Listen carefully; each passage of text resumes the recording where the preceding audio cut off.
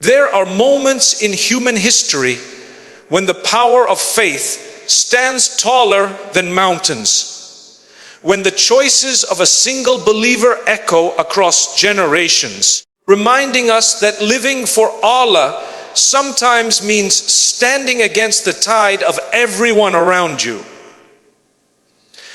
When we open the pages of our Deen's history, we do not find tales of people who blended in quietly, who bent their principles to fit the comfort of others, who gave kindness without wisdom and mercy without limits. We find men and women who walked a road of courage, balancing compassion with firmness, mercy with justice, and love with dignity.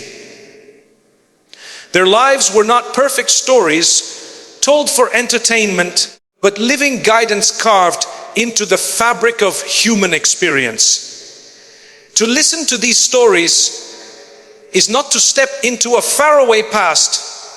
It is to look into a mirror, for their struggles are our struggles, and their victories are the lessons that still guide our weary hearts today. Think first of a young man growing up in a household that loved him but refused to accept his truth. His heart overflowed with loyalty to his family, and yet it burned with the conviction that there is only one who deserves worship. This was Ibrahim Intiali, a boy who grew up surrounded by idols carved from stone and wood, adorned by human hands, given names by those who themselves were in need of the sustainer. The Qur'an paints his struggle vividly. He looked up at the stars, the moon, the sun, each greater than the other in size and brilliance, and yet each faded, each disappeared. He asked himself, "This cannot be my Lord. My Lord is the one who does not fade. My Lord is the one who never disappears." Imagine the courage it took for a boy, not yet hardened by years of life, to stand before his father, the very man who shaped the idols, and say, "Oh, my father, why do you worship that which does not hear and does not see and will not benefit you at all?" Quran 19:4-2. Can you hear the tremor in his voice? He was not speaking with arrogance. The Quran shows us his tenderness, the way he pleaded with his father, "Oh my father, oh my father," repeating it again and again, each time with more compassion than the last. This was kindness, but it was kindness infused with truth. It was mercy bound to wisdom. Yet, what was his father's response? Harsh rejection, anger, a threat. "If you do not desist, I will surely stone you. So avoid me for a prolonged time." Quran 19:4-6. At that moment, Ibrahim Uniio, if he could have chosen silence, he could have thought, "Let me maintain peace in my home at all costs. Let me sacrifice the truth so I don't hurt my father." But he did not. He respected his father. He spoke gently, but he refused to bend. Because true kindness is not enabling falsehood, it is not feeding delusion. True kindness is standing firm upon the truth, even when it hurts, even when it isolates you. This is a story for every soul today who feels torn between family expectations and the call of Tawheed, for every believer who wonders if saying no is unkind. Sometimes to say no is the greatest kindness, because it saves not only yourself, but perhaps in time, the very ones who oppose you. Reflect on how Allah elevated Ibrahim in fi. From that lonely stand of truth, rejected by his father, cast into a fire by his people, Allah made him the leader of nations, the father of prophets, the friend of the most merciful. His story tells us that mercy without wisdom is weakness, but mercy bound to truth creates legacies.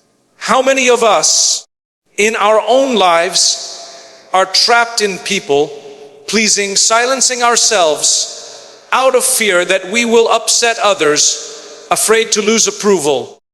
The example of Ibrahim Emi Piuzao. She whispers across the centuries, be kind, yes, but be kind upon the truth. Be merciful, but do not let mercy become a disguise for cowardice. The fire of people may burn, but the protection of Allah is nearer than the flame itself. Did not Allah say, O fire, be coolness and safety upon Ibrahim? Surah 2:169. Even flames submit when Allah protects his servant. The story does not end there. From Ibrahim, let us walk forward in time to the most beloved, Muhammad A. No story captures the balance of mercy and firmness like his. He was described in the Qur'an as a mercy to the worlds. Site 21, 1 and 7. His smile was enough to soften the hardest of hearts, his forgiveness enough to erase the darkest of pasts. Yet, his life was not one of blind kindness that allowed injustice to spread unchecked. There were moments when his mercy was beyond imagination, and there were moments when his firmness unshakable. Picture the streets of Mecca, the dust swirling, the voices rising against him. He stood alone, mocked, beaten, rejected. The people threw filth upon him, insulted him, sought to silence him. And yet, when the angel of the mountains came and offered to crush his enemies, what did he say? He said, no, I hope that Allah will bring forth from their descendants people who will worship Allah alone, not associating anything with him. This is kindness that extends beyond pain, mercy that stretches beyond the horizon of one's own hurt. Imagine being wounded by someone, and instead of praying for their destruction, you pray for their children's salvation. Who among us has that heart? This is the mercy of the messenger of Allah. And yet, contrast this with another moment, the Treaty of Hudaybiyah. The Muslims came with Iram, intending only to perform Umrah, but Quraysh opposed them. Negotiations dragged on. The terms were harsh, humiliating even. His companions were restless, angry, some even questioning. But the Prophet stood firm. He accepted terms that seemed outwardly against the Muslims because he saw the wisdom beyond. He was not blinded by short-term emotion. His firmness then led to the opening of Mecca later, the greatest victory without bloodshed. Here we see not the softness of forgiveness alone, but the strength of foresight, the wisdom of saying yes to difficulty for a greater good. Mercy with wisdom. Kindness but not weakness. Firmness but without cruelty. How many of us struggle in our own relationships between forgiving endlessly and finally saying enough? The Prophet A's example shows us the path. Forgiveness is a noble act, but boundaries are also mercy. To forgive does not mean to allow abuse to continue. To be merciful does not mean to permit oppression.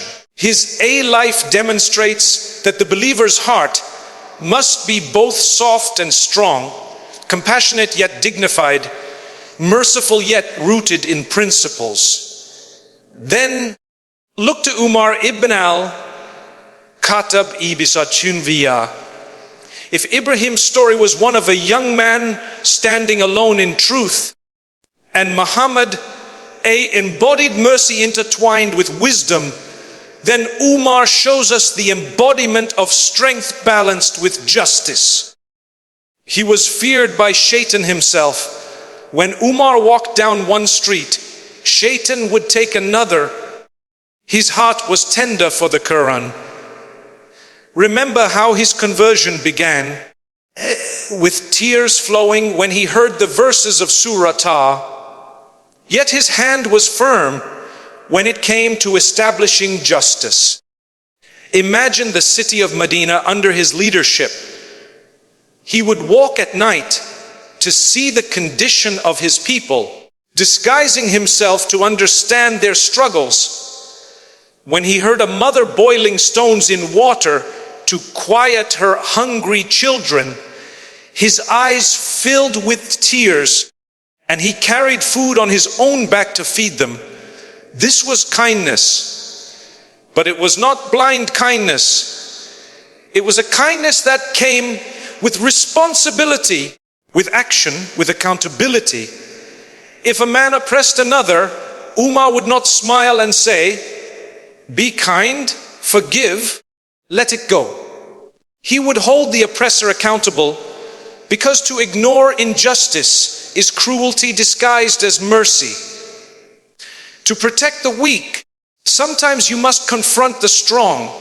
His kindness was fierce, his mercy was just.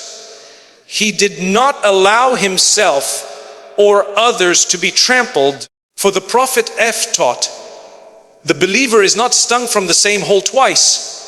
Mercy, yes, but never namavet Compassion, yes, but never foolishness. These stories are not ornaments for our shelves. They are living guides. Each of them reveals that kindness in Islam is not a naive openness that leaves us vulnerable to exploitation. It is not endless yes, saying that drains the soul. It is strength wrapped in mercy, truth spoken with love, justice implemented with compassion. When we remember these men, we are reminded that to please Allah, we sometimes must risk displeasing people. That to show mercy, we must sometimes be firm. That to protect ourselves and others, we must sometimes say no. But let us pause for a moment and ask, why does Allah narrate these stories to us in such detail?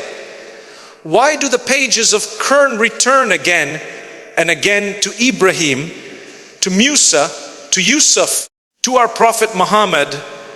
Is it for mere storytelling? No. Allah himself answers this when he says, "Indeed, in their stories, there is a lesson for those of understanding." Never was it a narration invented, but a confirmation of what was before it, and a detailed explanation of all things and guidance and mercy for a people who believe. The Quran 12:1 endings.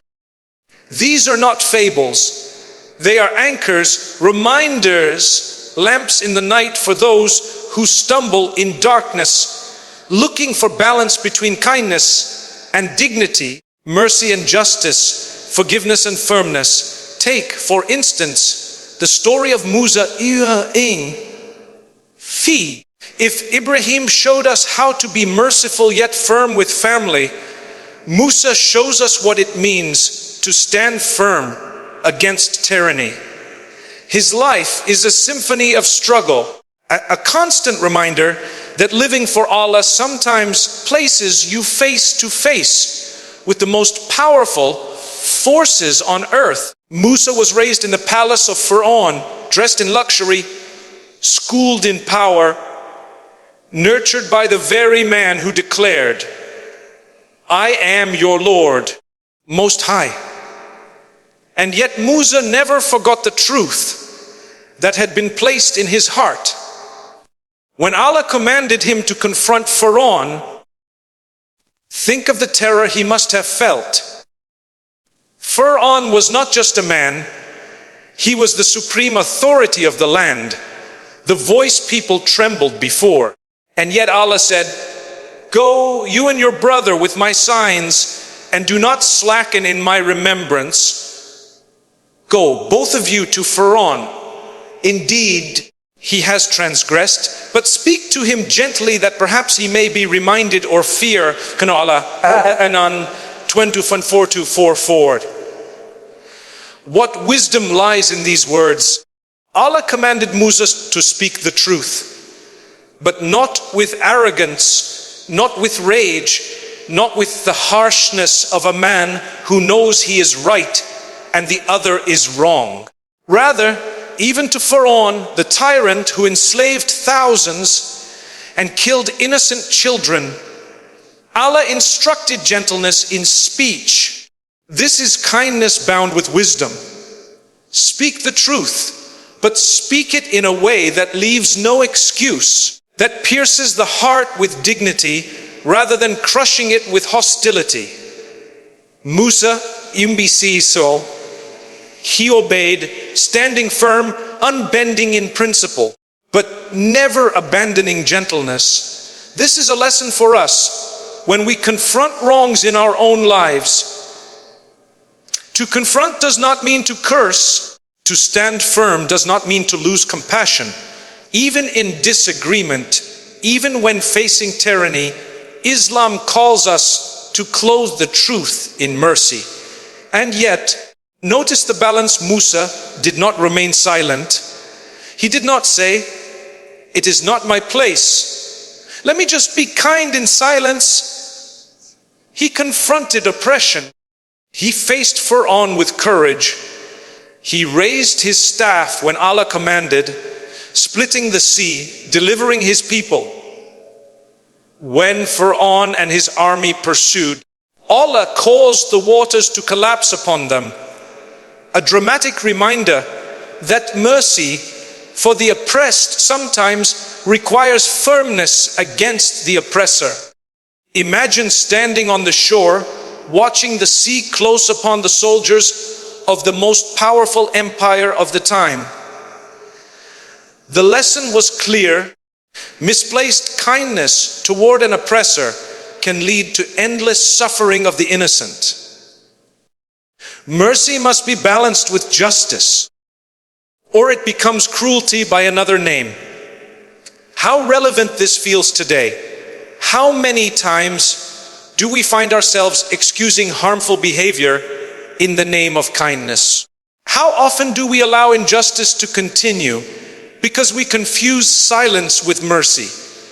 The story of Musa teaches us silence before oppression is not mercy, it is betrayal. To be truly kind is to protect, and protection sometimes requires courage, confrontation, and sacrifice. And then there is Yusuf Imino Divhi, whose story Allah dedicates an entire shura to, calling it the best of stories. Yusuf's life teaches us about dignity in the face of temptation, patience in the face of betrayal, forgiveness when holding the power to punish, and wisdom in navigating relationships. As a young man, he was cast into a well by his own brothers. What betrayal could cut deeper than this? Imagine the fear of a child left alone in darkness, abandoned by those meant to protect him. Yet he did not let betrayal harden his heart. Later, when the wife of the minister attempted to seduce him, Yusuf refused, saying, "I seek refuge in Allah. Indeed, he is my master who has made good my residence. Indeed, wrongdoers will not succeed." Qur'an 12:23. He chose dignity over desire, principle over temporary pleasure. Here, kindness to himself meant saying no. Kindness to Allah's command meant turning away. He was imprisoned for his refusal, enduring years of injustice. Yet he remained patient. Then, when power finally came into his hands, When his brothers who once betrayed him stood before him in need, he had the choice to exact revenge. What did he say? No blame will there be upon you today. Allah will forgive you, and He is the most merciful of the merciful. So Qur'an 12:9-2, this is kindness elevated to its highest form, not a kindness born of weakness, not a forgiveness born of fear, but a mercy born of strength. He forgave not because He had no power, but because He had all the power and still chose compassion. This is the prophetic balance: to forgive not when you are forced, but when you are free to punish.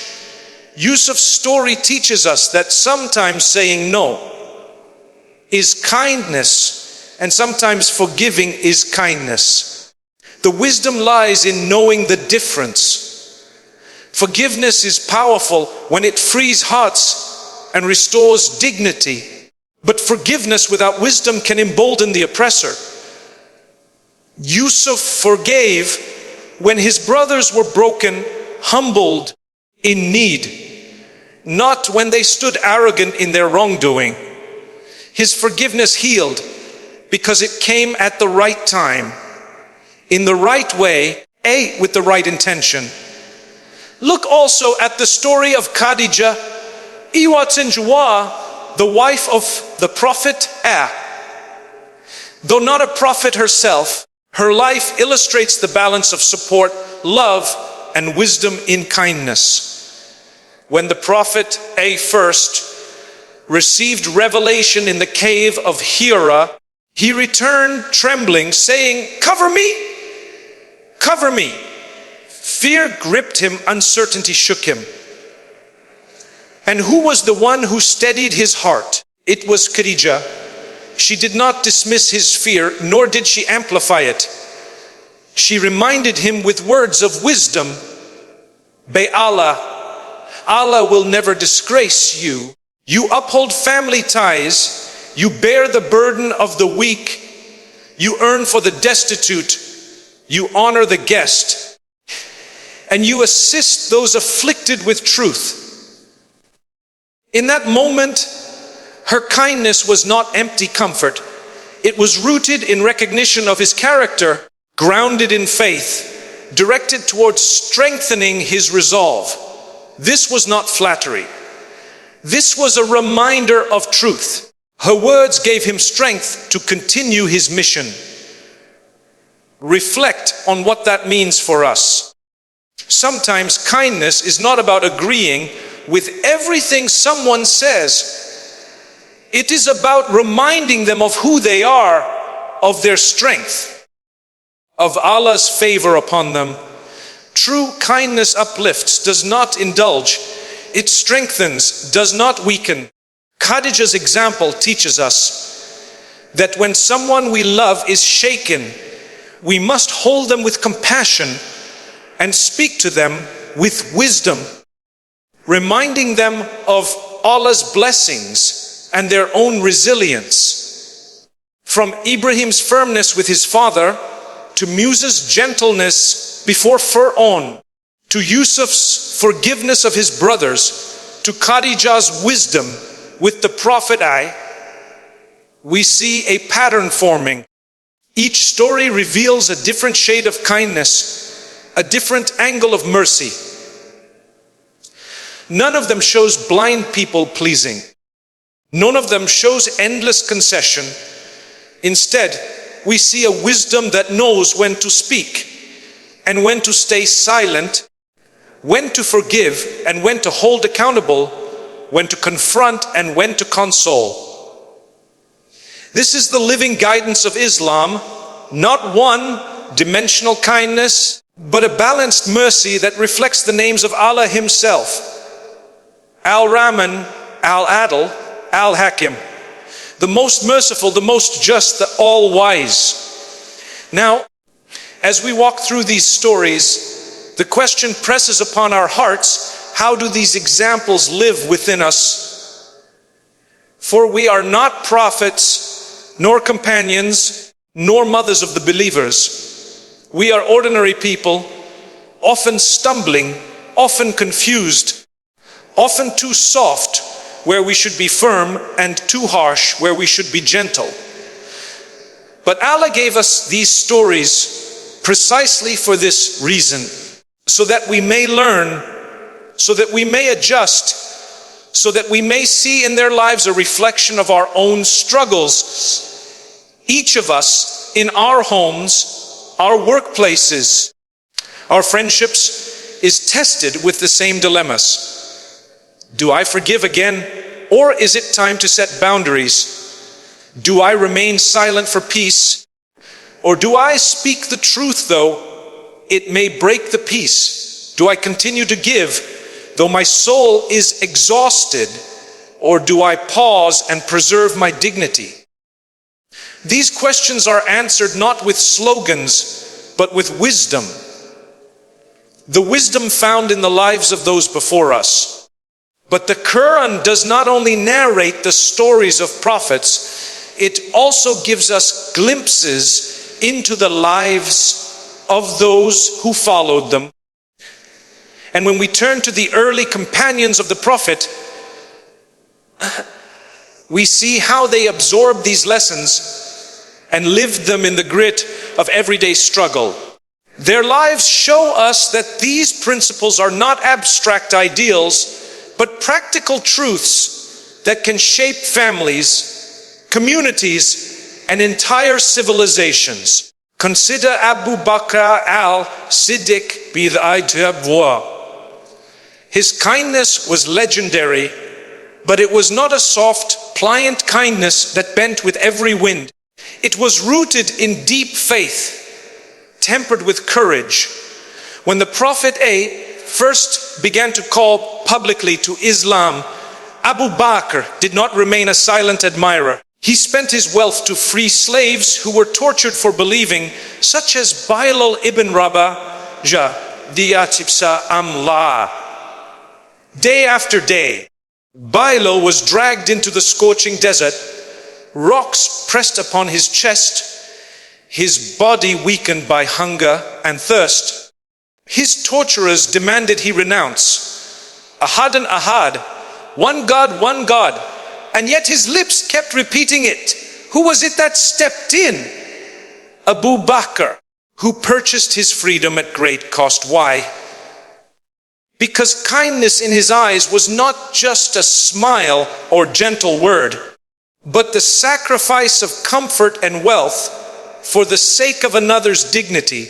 And yet, Abu Bakr was also the same man who, when his daughter, Aisha Inam Trutunvia, was falsely accused in the painful episode of slander, felt such deep hurt that he initially withdrew his financial support from Mistah, one of his relatives who had been among those spreading the rumors. For any of us, this would seem natural. Why continue to support someone who wronged you? But Allah revealed verses in Surah Al-Nur, reminding believers to pardon and overlook. Let them pardon and overlook. Would you not love that Allah should forgive you? And Allah is forgiving and merciful. Al-Quran 24:2. When Abu Bakr heard this, he wept and immediately resumed supporting Mistah. Do you see the balance? His initial response was human, pain withdrawal, self-protection. But when reminded of Allah's greater mercy, he rose above his own hurt. His kindness was not na'avi, it was a conscious choice to forgive for the sake of Allah. Then look at Umar ibn al-Khattab. His life teaches us that kindness sometimes comes cloaked in firmness. Known for his strong character, he was feared by many before his Islam. Yet after accepting the truth, his strength transformed into a shield for the weak. Umar would patrol the streets of Medina at night, ensuring no family went hungry. One night he found a woman cooking stones in a pot to quiet her crying children, pretending to them that food was being prepared. Omar, upon seeing this, rushed to the treasury, lifted a sack of flour upon his own back, and when his servant offered to carry it, Umar refused. He said, "Will you carry my burden for me on the day of judgment?" He knelt, cooked for the children, watched them eat, and only then departed quietly. His kindness was not softness, it was responsibility. His mercy was not sentiment, it was action. And yet, this same Umar was known for his uncompromising justice. He was merciful to the poor, but unyielding with the oppressor. His balance of mercy and justice is a living tafsir of Allah's attributes. Think also of Uthman ibn Affan, Exar, Inna, gentle, shy, soft-spoken, so much so that even the angels were said to be shy before him. His kindness manifested in generosity, often hidden, often quiet. During a time of drought, when the Muslims suffered from thirst, Uthman purchased a well from a man who was charging exorbitant prices for water, and he made it free for all to use. Later, when the Muslim army was preparing for the expedition of Tabuk, Uthman contributed hundreds of camels and vast wealth to equip the soldiers. His kindness was not loud. It was a river flowing quietly, nourishing countless lives. It reminds us that kindness does not always need a stage, nor recognition. Sometimes it is most beautiful when it is unseen, known only to Allah. And then there is Ali ibn Abi Talib, whose bravery in battle was matched by tenderness in daily life. As a young boy, he was among the first to accept Islam, showing loyalty and devotion that never wavered. He once said, "People are of two types. They are either your brothers in faith or your equals in humanity." What wisdom is contained here? To Ali, kindness was not reserved only for Muslims. It extended to all of humanity. His life embodies the universal spirit of Islam, that mercy is not a private treasure, but a gift meant to spill over into the lives of all people. Let us not forget the women of the early community, whose stories embody the strength of kindness. Take Asma bint Abi Bakr, when her father and the Prophet emigrated to Medina, she risked her life to secretly bring them food in the cave of Thawr. Alone, in danger, she carried supplies under the cover of night. This was not a dramatic act of power. It was quiet courage, born of love and devotion. Or consider Nusayba bint Kab, who fought alongside the Prophet in battle, shielding him with her own body when arrows rained down. Her kindness was not passive, it was active, protective, fierce in love. These lives together weave a tapestry of what it means to live with wisdom-guided kindness. Some were gentle, some firm, some generous with wealth, some generous with time, some forgiving, some protective. But all drew from the same well, a heart aligned with Allah's guidance. None of them practiced kindness without boundaries, nor justice without mercy. They knew that to live for Allah means to embody His attributes as much as humanly possible.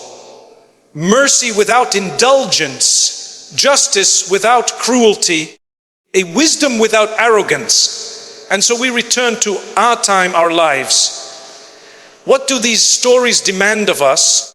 They demand that we ask ourselves in every relationship, Am I acting with mercy or with ego?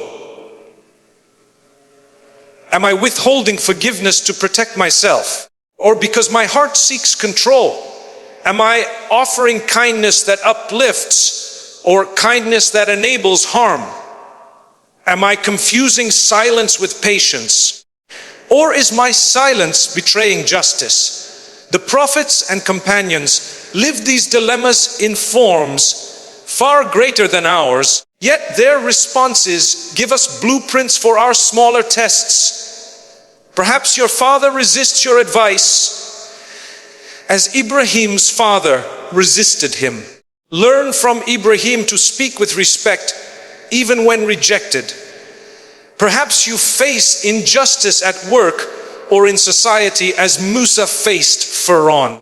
Learn from Musa to confront firmly, but with dignity, without abandoning gentleness. Perhaps you endure betrayal by those closest to you, as Yusuf endured with his brothers. Learn from him to forgive when the moment is right, when forgiveness will heal, not harm. Perhaps your spouse or loved one trembles in fear or doubt, as the prophet did upon receiving revelation. Learn from Khadijah to strengthen them with reminders of their goodness and Allah's mercy. Perhaps you see the oppressed crying out, as Bilal cried under torture. Learn from Abu Bakr to spend, to sacrifice, to free others even at personal cost. Perhaps you find yourself in positions of authority, as Umar did. Learn from him to balance justice with compassion, never neglecting the vulnerable. Perhaps you have wealth like Uthman. Learn to give quietly, generously, for the sake of Allah alone. Perhaps you feel a fire of courage like Nusayba. Channel it to protect and defend with sincerity. Perhaps you feel shy, gentle like Uthman, or bold, firm like Umar. Know that Allah created diverse strengths, and each has a place in the service of kindness when guided by His light.